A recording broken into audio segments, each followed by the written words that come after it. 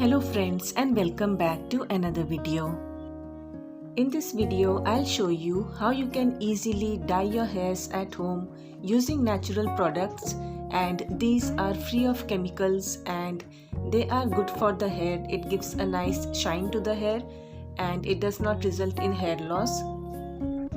Most of the people use chemicals to dye their hair as they grow older. But if you want to get nice glossy hair without the use of chemicals and still you want them to be black, then this is the video for you. This is the before and the after, and there are no filters being used over here. So the first step is to make tea liquor. For that, use tea leaf and water and boil it till it forms this deep brownish colored rich liquid. The first natural dye which we'll be using is the henna powder. And henna is really good for the hairs. It also helps in regrowth of hairs and it gives a nice color and luster to the hair also. So here I have taken henna powder and I am adding the tea liquor which I prepared before, little by little, and I am going to mix the powder to form a paste. And you need to add the tea liquor in small quantities so that big lumps don't form, because if lumps form then the henna will not get mixed properly and you cannot apply it easily on the hair. So in this manner I am going to add little by little the tea liquor and make a pasty kind of henna. So you need to take your time and mix it up properly. After you are done with making the paste, all you need to do is keep it covered overnight. And over here I have used an iron container because the iron and henna, they react and it gives a deeper color to the henna. So cover it overnight after it's done and use it the next morning. And the third step is apply this paste on dry hairs. Over here the orangish brownish hairs are all the white hairs, but because this process is done regularly, so the hairs have not turned white completely even now after weeks. So applying henna on dry hair is the next step. Apply it completely, cover each and every strand of the hair, because the indigo dye works only on henna covered hair. It will not work directly on the white hair. So this step is really must, that each and every hair strand needs to be covered with the henna. So leave it like this for a minimum of 4 hours and then rinse it with water, and this is the result that you will be getting. We have not shampooed, we have simply rinsed off the henna with water.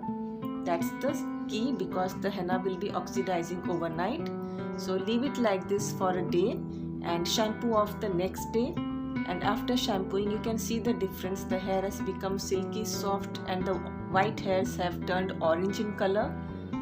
Now many people do not like this orangish color, so they don't want to use henna, but you can use indigo dye on these orange hairs and convert them into blacker hairs. If you like to have jet black hair, then you have to apply indigo right after this step.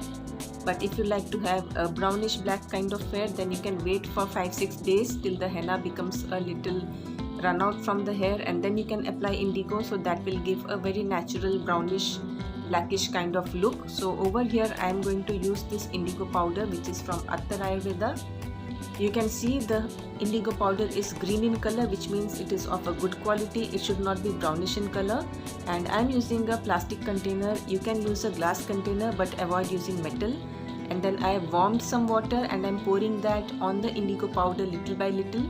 Remember, we have to use warm water, not boiling water or cold water, and add it in the indigo powder little by little and mix it gently till it forms a pasty kind of consistency. You can keep it a little bit dilute also, but it will drip off from the hair. So I keep it at a consistency which stays on the hair without dripping off too much. So after adding this water also, you have to keep it covered for a minimum of 5 to 7 minutes till it releases the dye. And once the dye is released, then this indigo is ready to be applied. But remember, do not exceed 15 minutes, because then the indigo will not give good color to the hairs. So I have covered it and I kept it for 5 to 7 minutes, and over here you can see the dye has been released. Here I have removed a little bit from the top so that you can see the difference. The top part is having the dye which is like shiny in color. Let me show you a little bit more. You can see the difference. The dye has been released, which is like greenish grayish kind of, and down below is the green colored indigo. So once this dye is released, that means the indigo is ready to be used.